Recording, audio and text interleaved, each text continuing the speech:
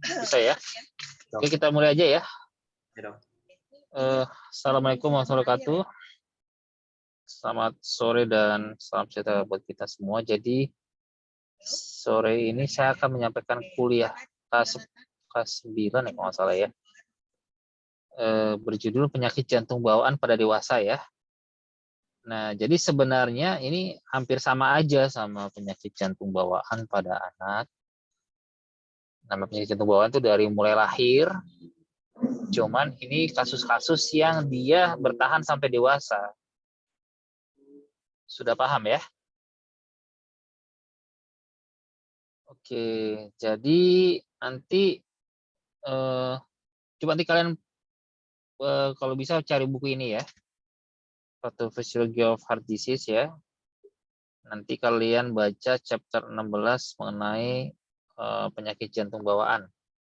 Nah, jadi kalau belajar penyakit jantung bawaan itu sebenarnya belajar patofisiologi aja, karena nanti lebih banyak pemahaman, pengertian, bukan menghafal ya. Oke. Ini kita akan bahas nanti. Jadi kalau penyakit jantung bawaan itu secara garis besar terbagi dua kelompok. Ada yang namanya asianotik atau penyakit jantung bawaan tidak biru. Kemudian ada yang sianotik atau yang biru ya.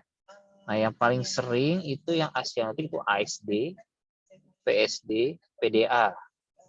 Itu paling sering.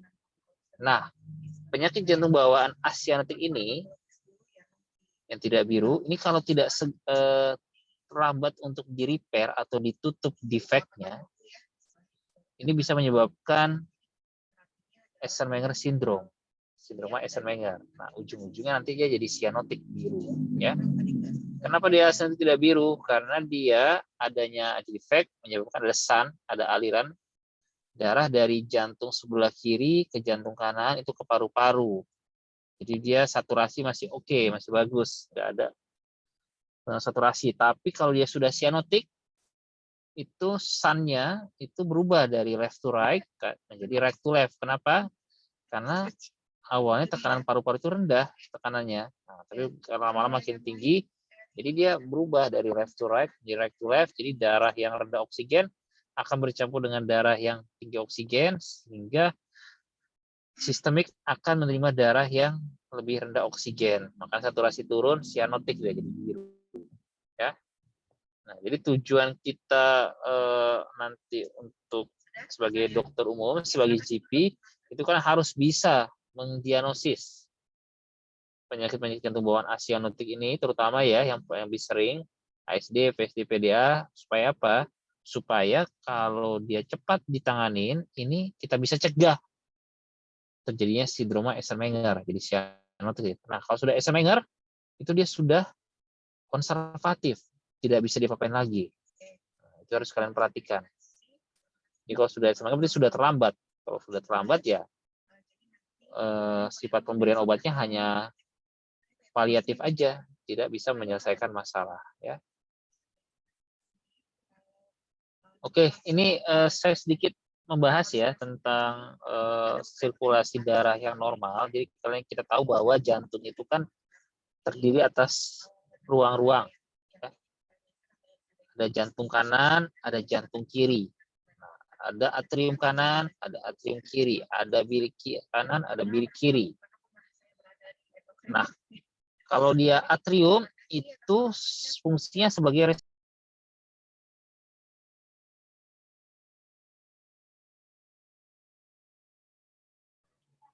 Izin dok. Izin dok. Izin dok, suaranya termute dok.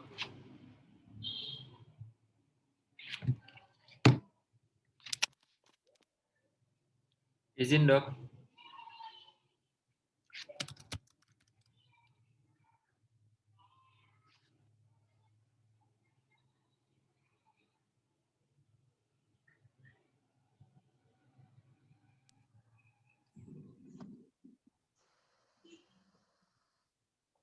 Bisa dengar suara saya nggak? Sudah dok, tadi termute dok. Tadi termute ya. Ya. Oke, jadi jantung yang dari atrium tadi oleh ventrikel akan dipompa. Jadi fungsi jantung itu sebagai pompa. Ingat, fungsi jantung itu sebenarnya cuma satu, fungsi utamanya, itu memompa darah.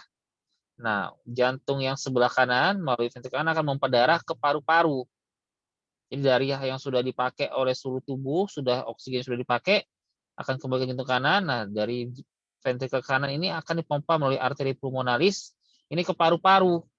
Nah, di paru-paru nanti terjadi pertukaran oksigen dan karbon dioksida. Nah, darah yang dari paru-paru akan ke vena pulmonal, kembali ke atrium kiri. Ini sudah kaya oksigen, sudah tinggi lagi oksigennya.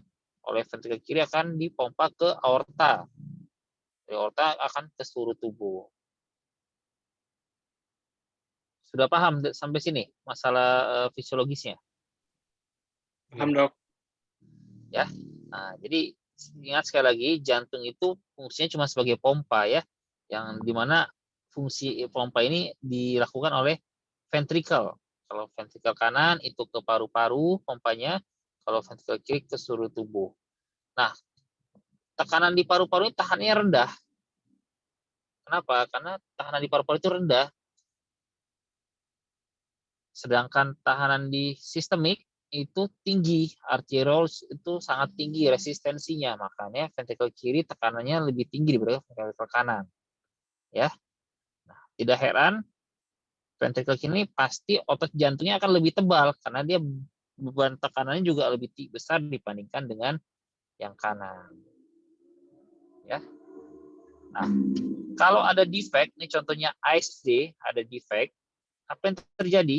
Yang terjadi adalah darah yang dari kiri, jadi tekanan di kiri ini relatif lebih tinggi dibandingkan di kanan ya. Walaupun atrium, walaupun sebagai penerima juga tetap lebih tinggi yang kiri, akan masuk dari atrium kiri ke atrium kanan. Nah, dari atrium kanan berarti darah kanan ini akan lebih banyak jumlahnya. Selain dari sistemik, dia juga dapat darah dari atrium kiri, sehingga terjadi peningkatan air darah ke paru-paru. Jadi jantung ini kayak balon ini kalau kita isi air, jadi kita umpamakan darah air, waktu dia pengisian air, balon itu akan melebar ya kan, sama kayak jantung juga akan dilatasi. Jadi setiap penambahan volume darah ke ruangan jantung itu akan menyebabkan dilatasi. Nah, jadi kalau misalnya ada ASD, maka atrium kanan akan membesar, ventrikel kanan akan membesar. Ya kan? Kemudian arteri pulmoner juga membesar. Kenapa? Karena volume darah yang diterima juga makin banyak. Begitu juga VSD. Kalau VSD, apa yang terjadi? Ventrikel kanan besar atau enggak kalau VSD?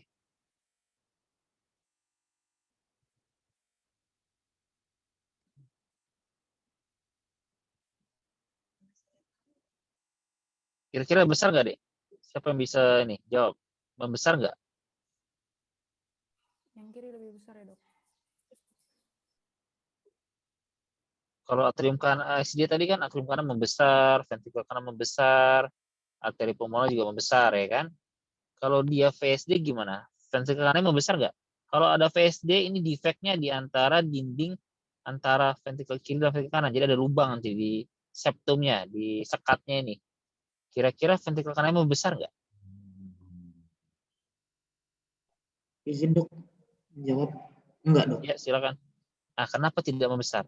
Kan Karena dia menerima darah juga dari ventrikel kiri masuk ke ventrikel kanan kan, kalau VSD kan? benar, Dok. Tapi darahnya langsung dipompakan ke paru-paru. Oke, betul ya. Jadi pembesaran itu hanya terjadi pada saat fase diastolik atau pengisian darah di ruang jantung ya. Sedangkan pada VSD itu waktu dia sistolik darahnya masuk ke ventrikel kanan, tapi waktu sistolik juga dari ventrikel kanan langsung masuk ke paru-paru.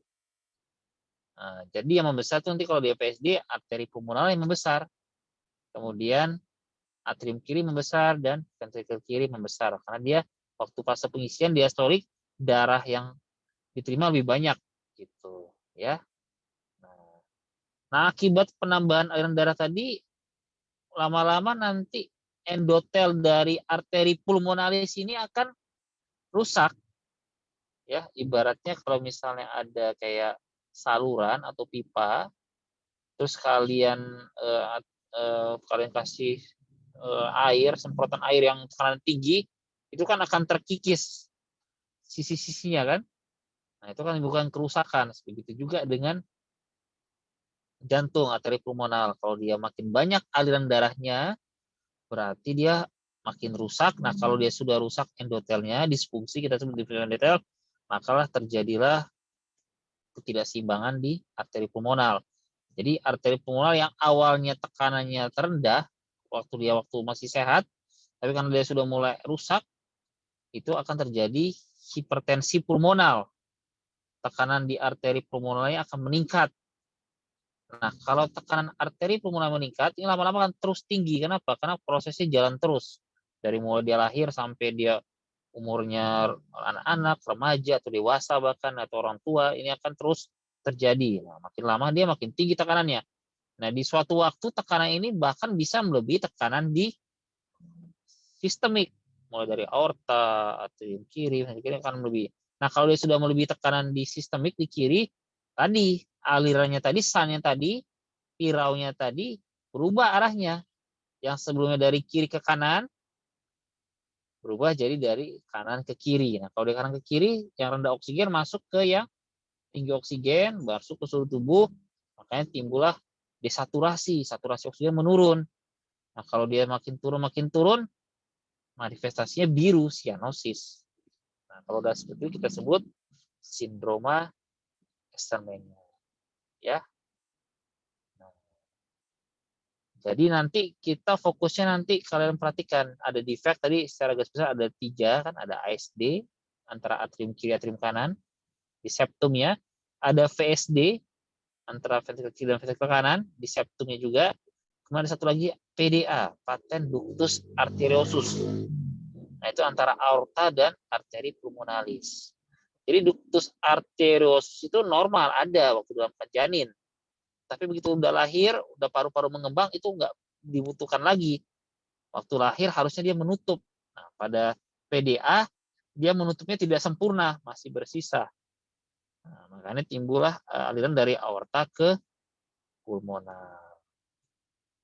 Oke. Ada yang mau tanya sampai sini?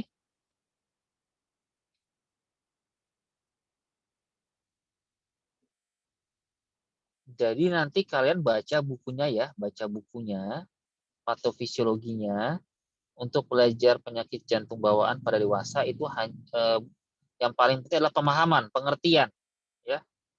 Jadi kan harus tahu, oh, fisiologi jantung normalnya ada kiri, ada kanan, tekanan di kiri itu lebih tinggi pada tekanan kanan, maka terjadi kalau ada defect, ada lubang, alirannya dari kiri ke kanan. Tapi lama-lama akibat peningkatan aliran darah di kanan ini masuk ke paru-paru nanti. Timbullah kondisi yang kita sebut lung overflow atau darah ke paru-paru yang meningkat. Akibat peningkatan darah paru-paru tadi timbullah disfungsi endotel. Jadi rusak arteri pulmonalisnya. Jadi yang awalnya arteri pulmonal tekanannya rendah, lama-lama makin tinggi. Nah, kalau dia sudah makin tinggi, itu bisa suatu waktu bisa melebihi tekanan di kiri. Nah, lama-lama juga peningkatan tekanan di ventrikel kanan, peningkatan di atrium kanan. Nah, ini kalau sudah melebihi tekanan di kiri, sunnya berubah tadi dari yang awalnya kiri ke kanan, jadi kanan ke kiri. Nah, kalau sudah seperti itu kita sebut tadi sindroma Westermenger. Ya. Nah, untuk mempelajari ini berarti keluhan, jadi kita belajar dari symptoms, ya kan, dari keluhan. Nah, dari keluhan, kalau waktu bayi, waktu dia asyanotik ini masih left to right action. Left to right action berarti peningkatan aliran darah ke paru-paru. Kalau aliran darah ke paru yang meningkat, maka paru-parunya banjir. Ya kan, banjir paru-parunya, maka timbullah gejala namanya gejala gagal jantung atau heart failure. Maka pada saat bayi atau anak-anak itu simptomnya paling sering sesak napas karena heart failure, gagal jantung. Kemudian karena peningkatan darah ke paru-paru juga timbul gejala-gejala di saluran napas. Biasanya anaknya nanti infeksi saluran pernapasan yang berulang. Kita tanya sama ibunya, sering batuk demam, ya kan. Kemudian karena dia gagal jantung, nanti dia Kalau dia menyusui atau dia bisa tanya ibunya, nanti dia berkeringat, terus dia menghisapnya lemah, ya kan? Kemudian juga dia tumbuh kembangnya juga jadi terganggu. Itu pada saat masih left direction. Tapi nanti lama-lama karena di tekanan paru-parunya tinggi, karena sudah rusak, ya kan? Aliran darah ke paru-parunya berkurang. Kalau dia berkurang, tadi gejala-gejala lung overflow-nya hilang, nggak ada lagi. Apa yang terjadi? Nanti ibunya bilang, udah agak besaran dok, nanti anak saya udah jarang-jarang sakit dok. Nggak pernah batuk demam lagi, sesaknya juga udah kurang. Kenapa? Karena aliran darah ke paru-parunya udah berkurang, karena pH tadi, hipertensi pulmonal. Maka simptomnya tadi hilang semua. Gagal jantung dan infeksi hilang. Nah, orang tuanya menganggap anaknya sudah sehat. Padahal itu bukannya baik, itu malah makin buruk karena sudah mulai terjadi pH. Kalau sudah pH, dia akan terus berkembang, akan terus meningkat tekanannya. Nah, lama-lama dia makin tinggi, itulah nanti bisa lebih tinggi ada tekanan di sistemik, sunnya bisa berubah dari awal kiri ke kanan jadi kanan ke kiri. Nanti biasanya kalau sudah dewasa, itu biasa datang ke kita sudah anaknya keluhannya mudah capek, gampang capek, kemudian udah mulai biru, udah ada mulai clubbing finger, itu berarti menandakan sudah sunnya udah dari kanan ke kiri, right to left, atau kita sebut sindroma Eisenmenger, ya. Itu kalau dari natural history-nya. Oke. Ada yang mau tanya di sini? Izin bertanya, dokter. Ya, silakan. Tadi dokter menyebutkan bahwa jika ASD ini lama-kelamaan tekanannya bisa lebih besar dari sistemik. Memangnya dok, Ya. Apakah seorang anak itu berapa lama seorang anak bisa bertahan dengan ASD, bertumbuh dengan ASD ini sendiri dok? Oke, ya. Jadi kalau kita lihat, jadi perpindahan aliran darah itu di jantung yang paling berpengaruh adalah perbedaan tekanan. Kalian bayangkan ada kita pakai selang, ada air. Nah, kalau tekanannya kita buat tinggi, alirannya kan lebih besar. Nah, jadi kalau misalnya di ASD itu perbedaan tekanan di atrium kiri dan atrium kanan itu nggak beda jauh, nggak banyak. Akibatnya apa? Akibatnya simptomnya juga nggak terlalu nyata. Maka nanti ASD itu biasanya ketahuannya itu pada kasus dewasa banyak kan. Mungkin pada dekade kedua, umur 20-an, atau umur 30-an, 40-an. Bahkan pasien saya terakhir umur 70 tahun dia baru ketahuan. Kenapa? Karena ukuran lubangnya kecil. Karena lubangnya kecil, kemudian dia ASD, tekanannya nggak tinggi, jadi juga nggak banyak aliran darah yang ke kanan. Beda sama VSD ataupun PDA. Karena kalau di ventricle, ini perbedaan tekanannya sangat tinggi. Nah, jadi pada VSD ataupun PDA, itu biasanya waktu anaknya masih bayi, itu sudah langsung timbul gejala. Dan bahkan kalau dia udah anak usia sekolah, itu bisa sudah Eisenmenger. Gitu. Jadi saya kemarin menjumpai kasus ASD, nenek-nenek umur 73 tahun, ya kan? Baru ketahuan ASD-nya pas jumpa saya. Padahal dia sudah kontrol sudah 2 tahun. Tapi waktu kontrol selama ini cuma dibilang jantungnya bengkak. Jantungnya bengkak, tapi enggak. Karena dia kecil, nggak jelas ASD-nya. Harus lebih teliti. Kita periksa itu biasa dengan echo nanti. Ekokardiografi, baru ketahuan. Dan baru semalam saya tutup ASD-nya pakai device, pakai alat. Jadi pada kasus-kasus ASD, itu biasanya lebih lama ininya timbulnya gejala dan itu biasanya jarang Eisenmenger kalau ASD. Apalagi kalau lubangnya kecil ya. Ya kalau lubang besar itu bisa lebih cepat gejalanya, bisa umur 20-an bisa timbul gejala bahkan bisa ada yang sampai Eisenmenger. Oke, udah jelas?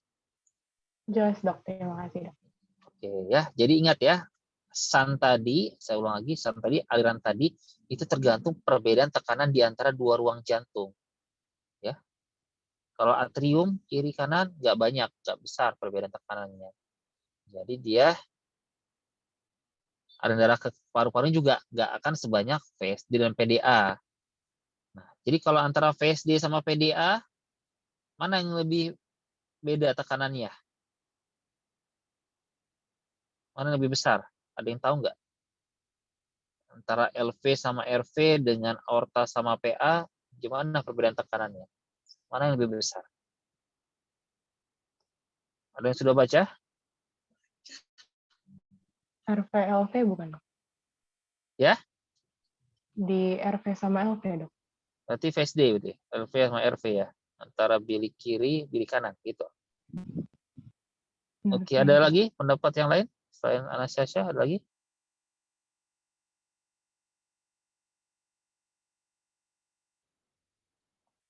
Jadi saya ulang lagi ya, ventrikel kiri akan memompa darah ke aorta. Artinya, ini kan kalau kita ingat, ini kalau tekanan itu kan ada sistolik, ada diastolik ya. Sistolik itu pada saat pemompaan darah, diastolik itu saat pengisian. Nah, antara LV sama aorta ini sistoliknya sama karena ventrikel kiri akan memompa darah ke aorta. Jadi kalau dia LV-nya 100 sistoliknya, di aorta juga pasti 100. Karena dia bejana berhubungan. Kalau di sini dia tekanannya 100, kalau nggak ada masalah di katup aortanya juga sama tekanannya di aorta. Ya kan? Begitu juga di ventrikel kanan. Kalau kita anggap ventrikel kanan ini tekanan sistoliknya misalnya 30, maka tekanan sistolik di arteri pulmoner juga sama 30. Waktu dia memompa, darahnya lewat dari RV ke PA, tekanannya sama karena dia sama-sama berhubungan. Nah, yang membedakan adalah tekanan diastolik di ventrikel itu lebih rendah dibandingkan tekanan diastolik di pembuluh darah besar. Kenapa? Karena tekanan diastolik itu tekanan pengisian. Jadi waktu dia dari atrium akan mengisi ke ventrikel, itu harus tekanannya rendah. Kalau tekanannya tinggi, darahnya susah lewat masuk ke ventrikel. Ya kan? Nah, jadi tekanan diastolik di LV dan RV ini hampir sama, sekitar 10. Mungkin kalau di LV-nya 10, di RV-nya 8. Jadi nggak banyak. Nah, sedangkan tekanan diastolik di aorta, itu kita contoh misalnya aorta 100/60 tekanan darahnya. Nah, maka di PA dia tekanan darah itu sekitar 30 mungkin per 15. Ya. Nah, di aorta juga diastoliknya rendah, karena sistoliknya juga rendah. Nah, apa akibatnya? Waktu dia VSD ini darahnya hanya berpindah pada fase sistolik. Kenapa? Karena pada fase sistolik ini yang perbedaan tekanannya tinggi. Kalau di sini 100 di LV, di RV-nya 30, berarti perbedaan tekanan 70. Jadi banyak darah yang masuk ke kanan. Sedangkan kalau dia di diastolnya kalau LV sama RV cuma beda sedikit, paling cuma beda 2 sampai 3. Beda sama aorta sama PA. Aorta PA perbedaan sistologis mungkin sama kayak LV sama RV. 100 kurang 30 kan tadi sama-sama 70. Tapi diastoliknya ini di aorta 60, di PA 15. Ada perbedaan 60 kurang 15, 45. Jadi waktu pada saat PDA ini perpindahan darahnya terjadi pada fase sistolik dan diastolik. Makanya nanti waktu diperiksa itu terdengar murmur.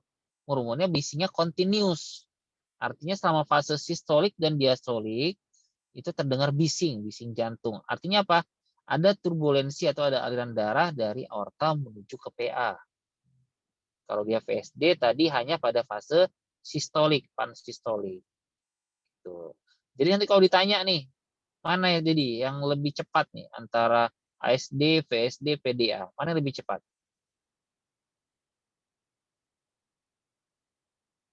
Mana yang paling banyak aliran darahnya ke paru-paru? Mana yang paling banyak kira-kira? Sesuai penjelasan saya tadi. Ada bisa jawab nggak? PDA ya, Dok? Nah, PDA betul. Karena waktu pada saat kasus PDA, itu perpindahan aliran darahnya terjadi pada fase sistol dan diastol. Makanya nanti murmurnya continuous ya. Jadi pada kasus PDA ini cepat sekali timbul PH, hipertensi pulmonar. Cepat juga timbul sindroma Eisenmenger. Makanya pada PDA ini biasanya pada saat bayi sudah ketahuan ini karena simptomnya sangat cepat, sangat jelas ya. Nah, itu ya, itu basicnya. Nah, jadi saya pengen kalian tuh kuat di basicnya ya. Nanti dari basic itu, dari klinis tadi sudah saya jelaskan, nanti baru ke pemeriksaan fisik. Kalau pemeriksaan fisik, kita lihat tadi ya pasti ada pembesaran jantung kan, ruang-ruang jantungnya membesar. Pada kasus ASD, ini kita lihat ya. Nah, ini kasus ASD misalnya. Darah dari vena masuk, ini satu, normalnya cuma satu, kita anggap satu nih. Nah, waktu dia ada ASD, ada lubang di septum intraatriumnya, darah dari atrium kiri sebagian masuk ke atrium kanan. Nah, jadi tambah darahnya jadi 2. Karena dia tambah di atrium kanan, di vena kanan juga tambah. Jadi tambah semua. Ini karena dia pertambahan, tadi saya bilang ini, ruang jantungnya membesar, dilatasi. Ya kan? Begitu juga dengan arteri pulmonalisnya. Makanya nanti kita akan jumpai nanti pembesaran ruang jantung pada ASD, berarti yang besar ada atrium kanan, ventrikel kanan, dan arteri pulmonalis. Nah, dari perubahan anatomi ini harus kalian pastikan dari mulai pemeriksaan fisik. Kalau di atrium kanan membesar, berarti batas kanan jantungnya akan bergeser ke kanan, melebar. Kalau dia ventrikel kanan membesar, nanti kan palpasi nanti, iktusnya nanti dia ada di epigastrium nanti, karena RV-nya membesar. Jadi teraba, bukan iktus, maaf, teraba adanya pulsasi di epigastrium, karena right ventricle juga membesar. Ya. Kemudian kalian juga lihat di EKG. Nah, kalau karena atrium kanan membesar, berarti ini ada gambaran P pulmonal. Karena ventrikel kanan membesar, ada gambaran aksis jantung ke kanan dan gambaran right ventricular hypertrophy. Ya. Kemudian setelah EKG baru nanti fototoraks ya. Nah, kemudian dari pergeseran darah tadi juga bisa timbul murmur, bising. Nah, jadi sebenarnya bising jantung itu kalau akibat defect itu akibat ada turbulensi atau aliran darah yang chaos atau yang sangat-sangat sangat keras, sangat kuat ya kan, sangat deras. Nah, pada kasus ASD ini karena perbedaan tekanan di atrium kanan ini tidak besar, maka waktu dia lewat melalui ASD-nya ini nggak ada turbulensi, dia lancar aja. Nah, jadi pada ASD sebenarnya nggak ada bisingnya karena ASD-nya karena lubangnya nggak ada bising. Tapi pada saat dia darah di atrium kanan ini bertambah, waktu dia melewati struktur katup trikuspid yang normal, nah ini karena volumenya meningkat, waktu masuk ke katupnya juga akan timbul turbulensi, timbul aliran yang deras. Nah, makanya waktu ASD itu murmurnya kita dengar nanti murmurnya murmur diastolik di trikuspid. Kemudian kita dengar juga ada yang murmur ejection sistolik di pulmonal. Nah, jadi pada kasus ASD ini murmurnya bukan timbul karena ASD-nya, maksudnya bukan karena di lubangnya dia timbul murmur, tapi karena aliran darah yang bertambah melewati struktur katup, trikuspid dan pulmonal. Ya, nanti beda sama nanti kalau PSD dan PDA. Ya, itu auskultasi. Jadi kita dari simptom ke pemeriksaan fisik, dari palpasi, perkusi, batas jantungnya, kemudian waktu auskultasi akan timbul murmur. Nah, tapi murmurnya tadi sekali lagi bukan karena ada ASD-nya, bukan disebabkan ada di level ASD-nya, tapi di level katup, trikuspid, dan pulmonal. Kemudian yang sebagai hallmark-nya itu adanya S2-nya wide fixed split. Artinya bunyi jantung duanya akan terdengar pecah. Jadi bunyi jantung itu ada 2 komponen. Yang kedua itu ada yang akibat penutupan katup aorta dan pulmonal.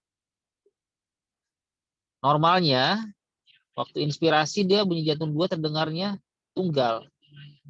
Tapi waktu dia inspirasi dia terdengar split. Jadi pada waktu inspirasi S2-nya terdengar 2 bunyi, 2 suara. Nah, waktu ekspirasi dia harusnya tunggal.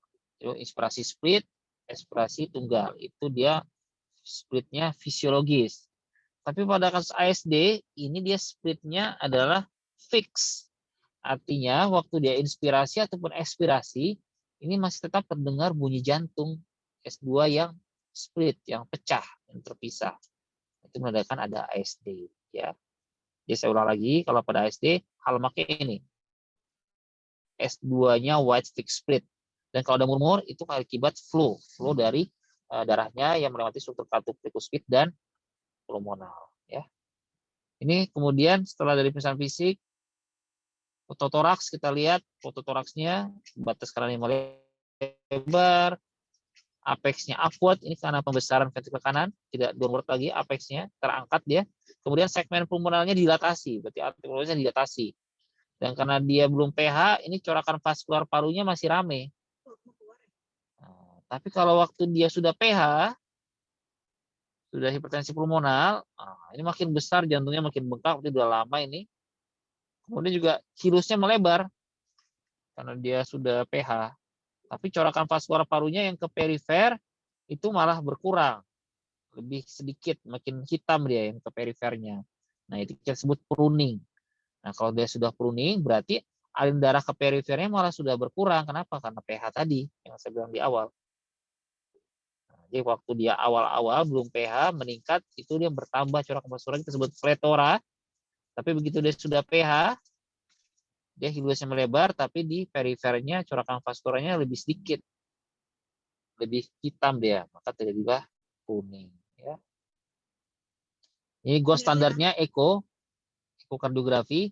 Jadi ASD itu ada 3 tipe, sebenarnya ada 4 ya, tapi yang di sini contohnya ada 3. Ada yang sinus venous defect, ini defectnya di dekat muara vena cava, bisa di superior ataupun inferior. Ada ASD sekundum, ini di fossa ovalis, ini paling banyak di tengah-tengah di lubangnya. Ya, ini sekitar 80% dari semua kasus ASD. Kemudian ada ASD primum. Ini lokasinya dekat dengan muara katup, mitral ataupun trikuspid.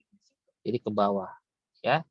Nah, untuk kasus ASD itu tetap semua kelainan kongenital tetap harus di repair, ditutup lubangnya. Nah, untuk kasus ASD dulu semuanya harus di surgery, bedah, ya kan? Hanya bisa dengan bedah. Nah, tapi sekarang ini untuk kasus-kasus ASD sekundum ini bisa kita tutup dengan device. Nanti saya jelaskan nanti dengan device. Jadi dia hanya melalui pembuluh darah akses vaskular di vena femoralis. Ya. Ini sudah banyak kita kerjakan di Adam Malik, nanti saya jelaskan. Ini dia kalau kateterisasi, kemudian selain echo juga kateterisasi. Kalau kateterisasi kita lihat nih, oksigen darah dari atrium kiri, saturasinya bagus, 50%, akan masuk darahnya sebagian ke atrium kanan. Nah, di atrium kanan itu harusnya saturasi sekitar 60%, 65, 67 kan. Nah, tapi karena dia sebagian masuk ke dari kiri ke kanan, ini meningkat saturasi di atrium kanan. Jadi 90%. Ini kita sebut step up.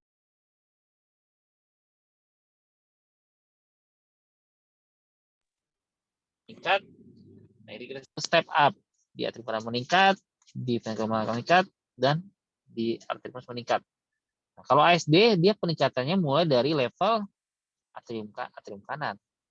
Ya. Ini kalian lihat nih.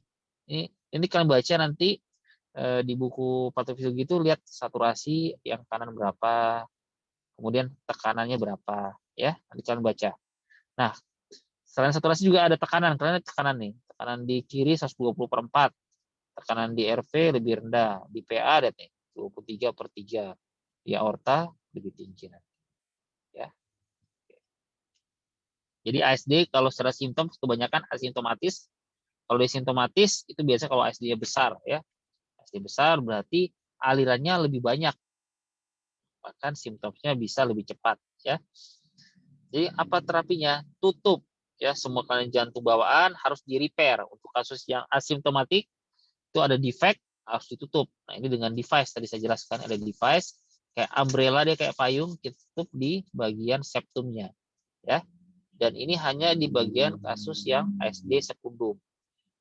Gold standarnya echo, gold standar echo, bisa juga dari cardiac MRI atau cardiac CT. Kemudian cardiac catheterization ini hanya dilakukan sekarang kalau satu, indikasinya kalau curiga sudah pH yang sudah tinggi. Yang kedua, kalau kita memang mau tutup ASD sekundum, kita mau tutup pakai device, maka kita lakukan catheterisasi secara prosedurnya, ya. Jadi indikasinya sekarang kalau dia minimal PAR-nya di bawah 5, ya. Tapi kalau dia sudah Eisenmenger, ingat sudah Eisenmenger, ini dia kelas 3, artinya nggak bisa diapa-apain lagi. Kalau sudah Eisenmenger itu nggak boleh ditutup. Kalau ditutup malah bahaya, ya. Ini ya. Jadi kalau dulu itu semua ASD hanya bisa dioperasi surgical. Jadi kalau surgical itu sternotomi. Dibuka dinding sternum ya, dibelah. Nanti dibuka jantungnya, dilihat ASD-nya, nanti ditutup. Kalau ASD-nya kecil, nggak terlalu besar, langsung dijahit ASD-nya pakai benang. Tapi kalau dia besar, nggak bisa dijahit langsung, ya pakai patch. Patch-nya bisa dari perikardium pasiennya ataupun dari yang buatan ya, dari Gore-Tex biasanya. Nah, sekarang ini saya bilang ini bisa kita tutup secara percutaneous. Jadi nanti aksesnya dari vena femoralis ya, jadi vena femoralis dari vena yang kaki paha kanan ini akan masuk ke vena cava inferior. Masuk ke atrium kanan kan? Nah, nanti masuk dari ASD-nya, ini masuk ke ASD-nya. Nah, masuk ke atrium kiri. Nah, device-nya ini, alatnya tadi, umbrella-nya ini dikembangkan di satu sisi, di sebelah kiri. Nanti kemudian ditarik nih. Ditarik sampai ke septumnya. Nanti sisi yang satu lagi di kanan dibuka lagi. Jadi dia akan menjepit. Device-nya akan menjepit. Nah, kalau sudah pas menjepit, kita buka. Nah, jadi device-nya, ini seperti nanti bentuknya nanti di dalam jantung, ini akan menutup ASD-nya. Ya. Nah, ini tindakannya percutaneous, bukan operasi. Jadi melalui akses vaskular secara kateterisasi. Ini di Adam Malik mungkin saya sendiri sudah mengerjakannya sudah 50 pasien lebih ya. Mungkin kalau keseluruhan sudah ratusan nih, sama dokter-dokter lain kalau digabung sudah lebih dari 100 pasien. Nah, jadi di Adam Malik ini sudah rutin kita kerjakan ya. Kayak saya kerjakan minggu ini aja sudah ada 3 kasus, hari Rabu, Kamis, Jumat kemarin saya kerjakan ya. Hari Rabu itu pasiennya tadi yang saya cerita nenek-nenek umur 73 tahun, Kamisnya pulang. Nah, hari Kamis saya kerjakan ada wanita umur 27 tahun, ya kan? Tadi pulang. Nah, yang tadi terakhir ada laki-laki saya kerjakan umur 45 tahun, kalau nggak ada masalah besok pulang. Nah, jadi ini keuntungannya adalah pasiennya masa rawatannya singkat. Jadi kalau hari ini dikerjakan, besoknya sudah bisa pulang. Beda sama operasi. Kalau operasi itu biasanya paling cepat 5 hari. Kalau ini biasanya cuma cukup 2 malam saja ya. Jadi 1 hari sebelum masuk pasiennya, pada hari dikerjakan, besoknya kalau nggak ada masalah sudah bisa pulang. Jadi setelah ditutup harus tetap dievaluasi ya. Kalau misalnya penyakit bawaan itu paling sering nanti aritmia. Kenapa aritmia? Karena tadi jantungnya sudah dilatasi, sudah membesar. Nah, kalau sering udah membesar, kalau ASD paling sering dia nanti aritmia di level atrium. Kan tadi atrium kanannya membesar. Bisa atrial takikardi, bisa atrial fibrilasi. Tapi kalau dia cepat di repair, ditutup, itu biasa jantungnya belum terlalu besar. Jadi aritmia juga lebih jarang terjadi. Ya. Oke, ada mau tanya sampai sini masalah ASD?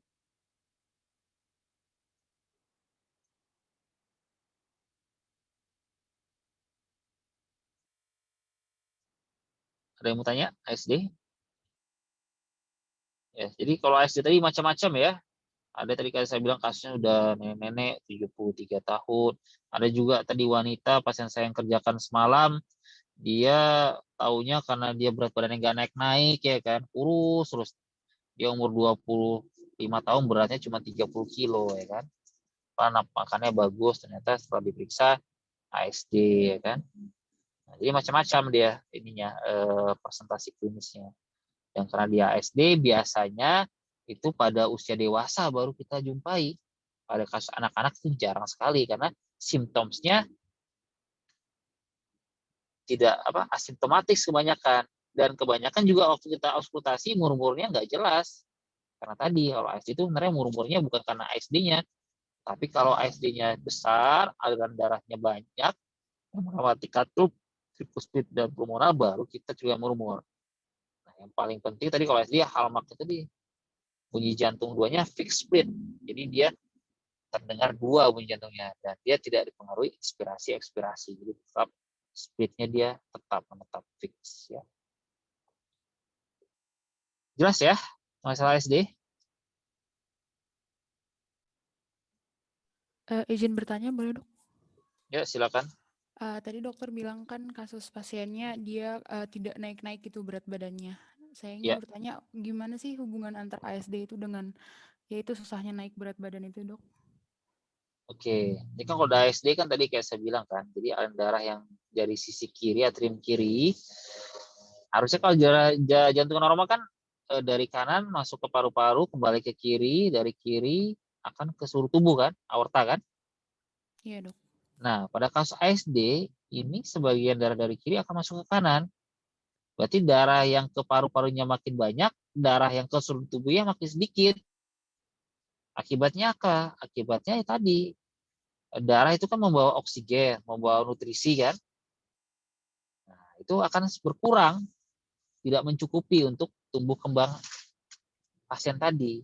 Nah, makanya pada pasien-pasien gangguan bawaan itu bisa terjadi gagal tumbuh kembang. Ya, biasanya kalau yang dia asianotik, yang tidak biru, itu biasanya ya mungkin tingginya nggak terlalu ada masalah dibandingkan saudara-saudaranya, tapi berat badannya nggak naik-naik, kurus saja. Jadi kalau dia ada abangnya atau kakaknya atau adiknya lebih berisi, lebih gemuk, keluarganya rata-rata juga nggak kurus-kurus amat, tapi kok cuman dia sendiri yang kurus atau dia sendiri kok yang kecil sendiri, nah itu juga mungkin bisa dicurigai. Bisa ya, bukan otomatis ya. Nah, jadi jangan nanti di antara kalian ada yang kurus, yang lainnya eh, keluarga yang lainnya lebih berisi, jangan langsung beranggapan oh ini pasti penghimbauan, belum tentu. Karena bisa juga misalnya kelainan tiroid hormonal, ya kan hipertiroid juga bisa menyebabkan penambahan berat badannya tidak cepat atau tidak seperti yang normal gitu. Sudah paham? Baik, terima kasih, Dok. Oke. Nah, kita sekarang yang VSD ya. Nah, kalau VSD itu ada defect ya antara ventrikel kiri dan ventrikel kanan di septumnya. Jadi sama prinsipnya kayak saya bilang tadi. Tadi sudah dijawab sama si Nathaniel ya. Kalau dia VSD dari LV masuk ke RV, tapi itu pada fase sistolik. Nah, jadi pada fase sistolik darahnya mengalir melalui septum tadi, defect tadi. Nah, karena dia tekanannya tinggi, ini ada lubang, terjadi ya aliran turbulensi, aliran yang deras. Nah, pada PSD, waktu dia turbulensi di septumnya, kita dengar murmur, bising. Nah, itu bisingnya karena dia terjadi pada fase sistolik, maka bisingnya adalah bising pansistolik. Jadi seluruh fase sistolik akan terdengar murmur. Ya kan? Nah, karena perbedaan tekanannya tinggi, otomatis darah juga yang masuk ke arteri pulmoner juga lebih banyak dibandingkan ASD. Nah, karena dia banyak, berarti darahnya parunya lung overflow, banjir paru-parunya. Kalau banjir tadilah timbul simptom-simptom kan, infeksi saluran pernapasan berulang, kemudian simptom gagal jantung, dia ada udem paru sesak dia, kemudian dia output terengah-engah, kalau dia bayi dia menyusui dia berkeringat dahinya, terus kalau dia ditanya ibunya nanti nggak kuat mengisapnya. Kenapa? Kalau dia mengisap kuat banyak minum dia makin sesak, dia nggak sanggup dia sebentar-sebentar. Kemudian juga tumbuh kembangnya kita tanya sama ibunya dibandingkan saudaranya gimana, apakah dia kecil anaknya lebih kurus atau tidak ya. Itu pada saat awal-awal, tapi lama-lama nanti karena dia lung overflow, terjadi disfungsi endotel, jadi pH lama-lama pH-nya ini makin tinggi melebihi tekanan di sistemik. Jadi PA pressure-nya naik. Karena dia jantung ini bejana berhubungan, kalau dia PA-nya naik, arteri pulmoner naik, tekanannya otomatis tekanan di ventrikel juga akan naik. Kenapa? Karena dia tekanan itu harus memompa darah ke paru-paru. Kalau di sini tinggi, harus tinggi juga. Kalau enggak darahnya nggak bisa ngalir. Nah, kalau sudah melebihi tekanan di LV, terbalik dia. Yang sebenarnya dari LV ke RV, left to right, jadi dari RV ke LV, jadi right to left. Yang sebelumnya tadi LV-nya dilatasi, membesar, karena dia berubah alirannya lama-lama nanti RV-nya membesar. RVH dia. Di PSD sudah RVH berarti kita sudah Eisenmenger. Ya. Nah, kalau sudah Eisenmenger nanti dia keluhannya simptomnya ya selain sesak, mudah capek, biru. Karena saturasi di kirinya turun. Terjadilah desaturasi. Ya. Ini dia bagian tadi sama kayak ASD.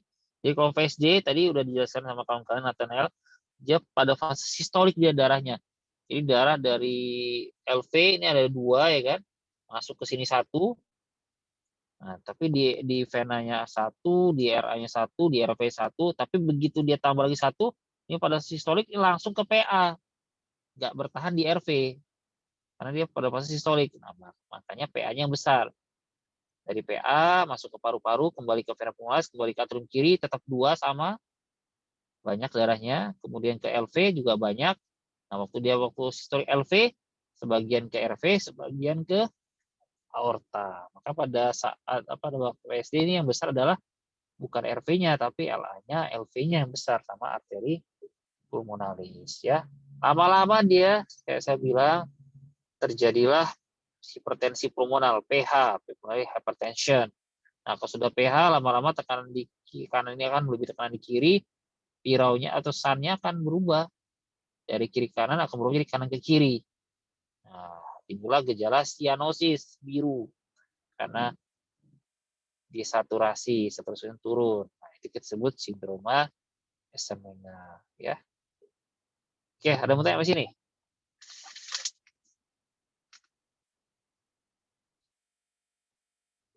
Ya, jadi kalau pada kasus PSD ini lebih cepat ya.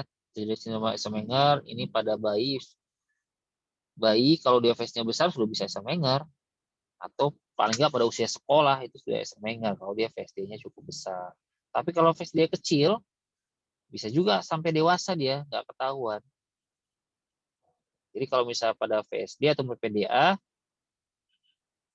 yang berikutnya berpengaruh adalah besar lubangnya ya, semakin besar lubangnya semakin cepat dia Eisenmenger. Kenapa? Karena kalau dia lubangnya besar semakin banyak aliran darah yang ke paru-paru sehingga semakin cepat kerusakannya, pH semakin cepat ya, semakin cepat Eisenmenger-nya ya. Nah, ini kalau VSD dia murmurnya pansistolik murmur ya, pansistolik murmur. Jadi sepanjang fase sistolik akan terdengar murmur desak jantung ya. Dia kalau dia udah PH nanti P2-nya atau komponen pulmonar di suara bunyi jantung 2-nya akan keras. Jadi dep-dep dep-dep.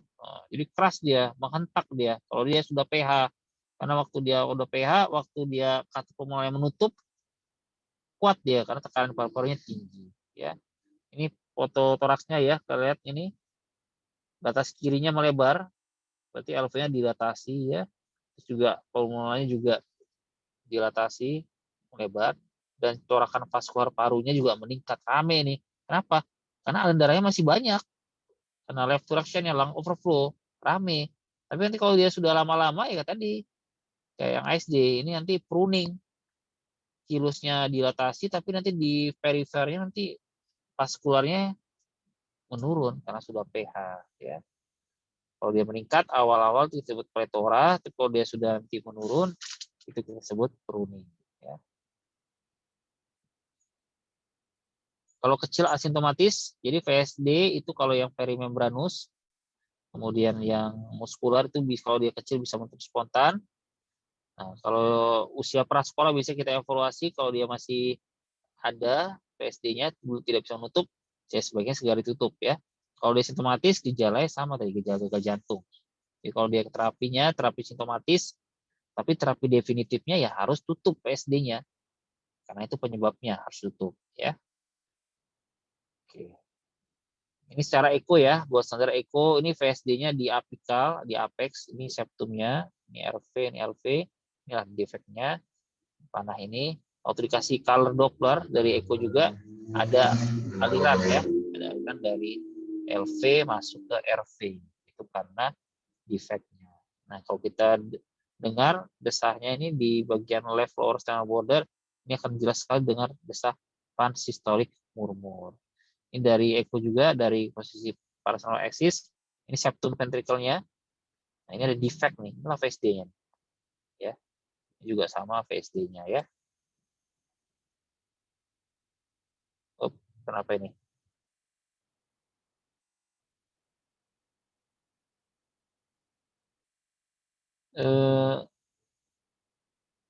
Masih kedengaran suara saya?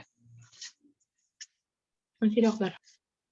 Masih ya, tapi kalau saya nggak bisa share screen ya. Oh, ini. Bentar.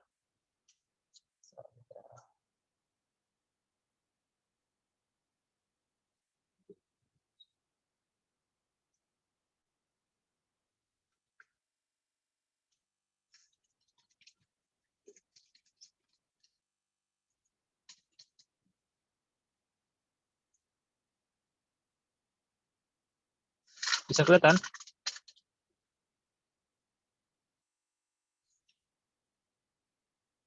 Sudah, Dok. Ya, ini kalau gold standard tetap echo ya. Echo USG jantung. Kalau masih ada informasi itu kan bisa cardiac MRI. Nah, kalau dia sudah PH, PVD, itu baru kita ajukan untuk kateterisasi jantung ya. Kalau dia tekanan di pulmonnya kita estimasikan sudah di atas 50% tekanan di kiri atau sistemik. Atau kalau kita rencanakan untuk pemasangan device. Jadi sama kayak ASD, PSD dan PDA juga bisa ditutup dengan menggunakan device ya. Jadi setiap pasien VSD kalau dia belum PH masih deras maka harus tutup ke level 1. Nah, kalau dia sudah Eisenmenger, sudah PH yang berat ya, ini tidak bisa lagi ditutup. Ini berarti dia sudah kelas 3 penutupannya ya. Jadi intinya kalau ASD, VSD, PDA itu harus segera didiagnosis supaya segera bisa ditutup defeknya. Kenapa? Karena kalau tidak ini lama-lama jadi PH. Kalau dia sudah PH, sudah lebih tinggi pada tekanan sistemik, maka timbullah Eisenmenger syndrome. Kalau sudah Eisenmenger, dia nggak bisa diapa-apain lagi, nggak bisa ditutup. Ini kateterisasi ya, kita lihat kateterisasi di vena cava superior 64%, vena cava inferior 70%, di atrium kanan saturasi 69%. Kalau dia normal, kalau dia nggak ada VSD, ini di RV juga sama, 69%. Sama kayak di RA. Nah, tapi karena dia ada VSD, darah dari LV masuk ke RV sebagian. Maka terjadi step up, peningkatan saturasi di right ventricle. Dia meningkat dia 89%. Nah, kalau dia meningkat, di PA juga otomatis juga meningkat 85%. Ya. Jadi dia di RA dia nggak sampai 70, begitu dia ada VSD, udah terjadi step up di RV dan di PA. Beda sama PDA. Kalau PDA nanti di mana mulai step up ya? Ada yang bisa jawab nggak? Oh, PDA step up di mana?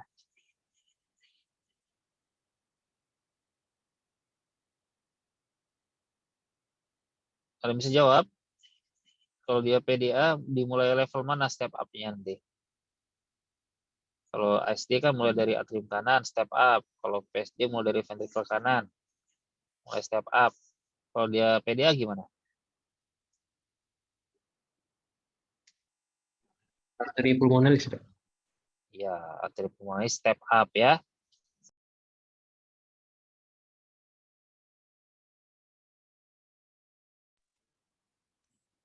Paham ya? Itu kalau secara kateterisasi membedakan. Jadi bisa kita lihat perbedaannya dengan mengecek saturasi di ruang-ruang jantungnya. Ini kalau kita kateterisasi, jadi kita masukkan kateter, ini kateter pigtail, kita injeksikan kontras di LV, ini septum ya. Nah, karena defect di sini darahnya kontrasnya nyebrang dari LV ke RV. Nah, ada VSD-nya ya.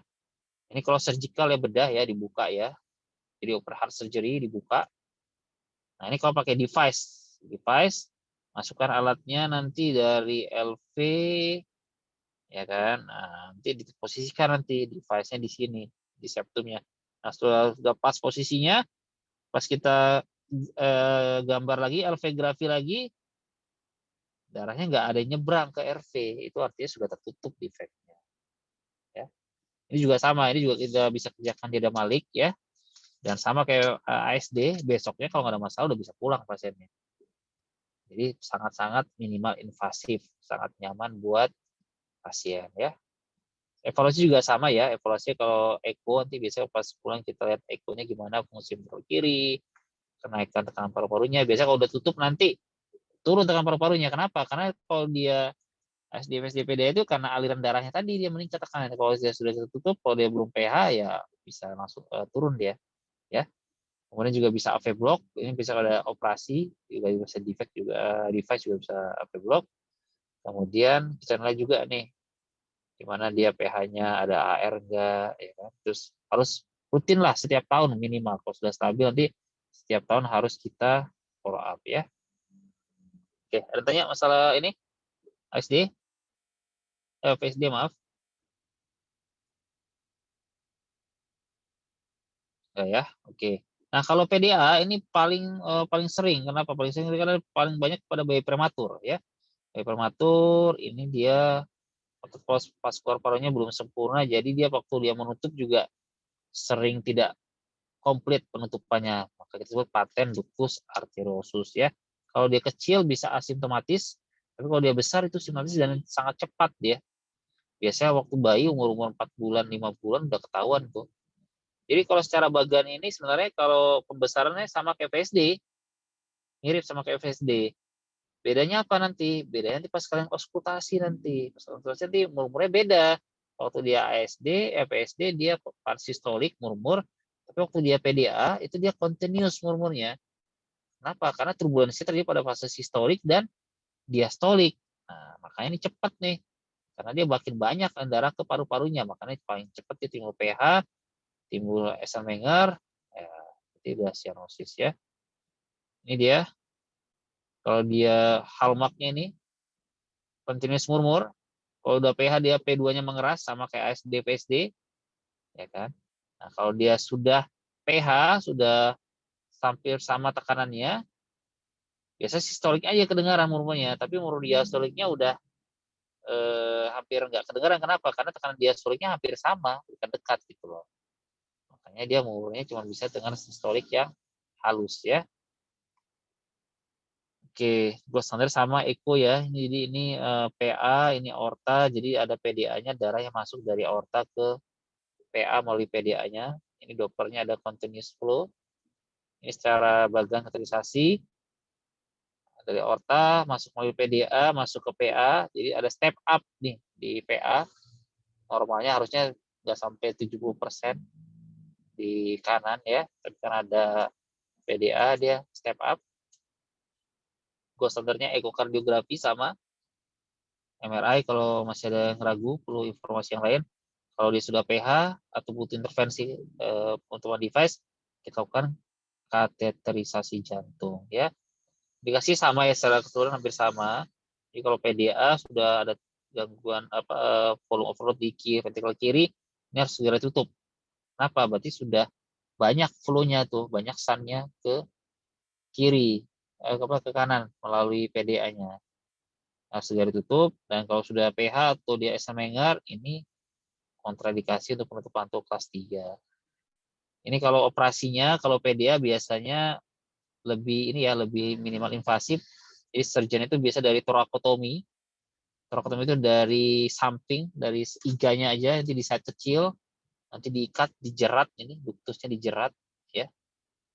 Nah, jadi sangat minimal sekali. Jadi bukan kayak ASD-PT yang harus dibuka di sternumnya di tengah, ini dari samping aja torakotomi.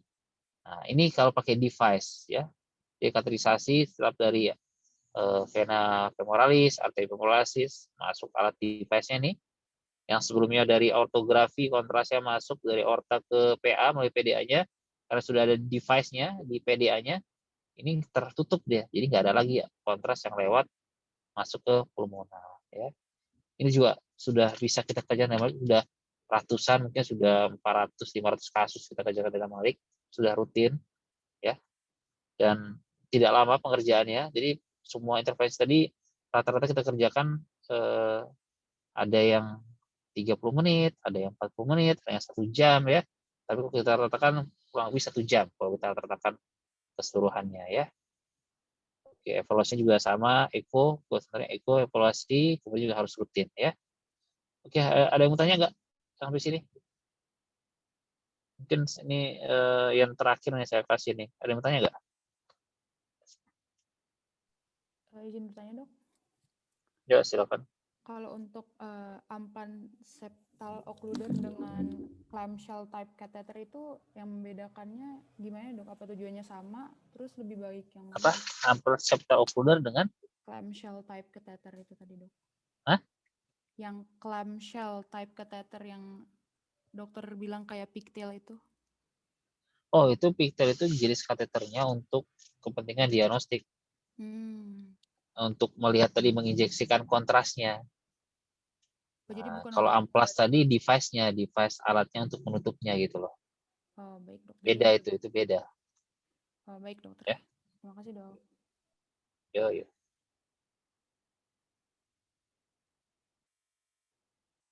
Ya. Jadi nanti coba kalian baca tadi buku yang saya tunjukkan tadi. Udah tahu buku tadi kan? Sudah, Dok. Patofisiologi lili ya tadi ya.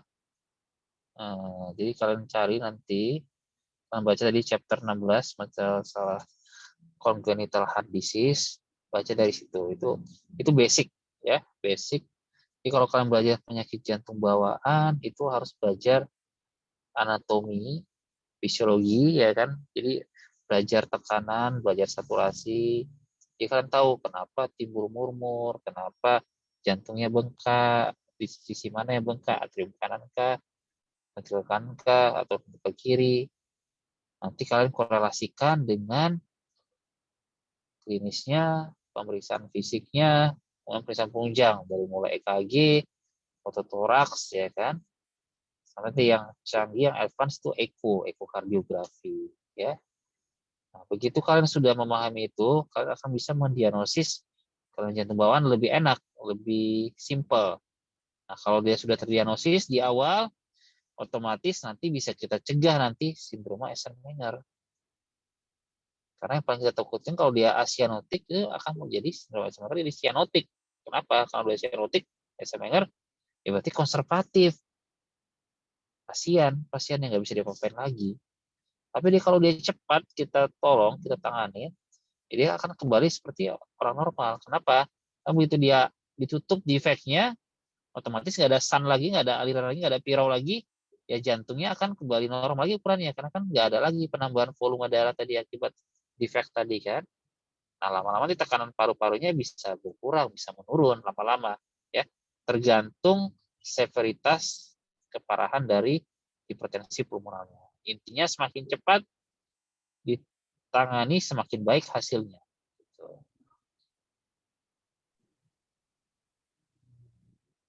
Sudah jelas?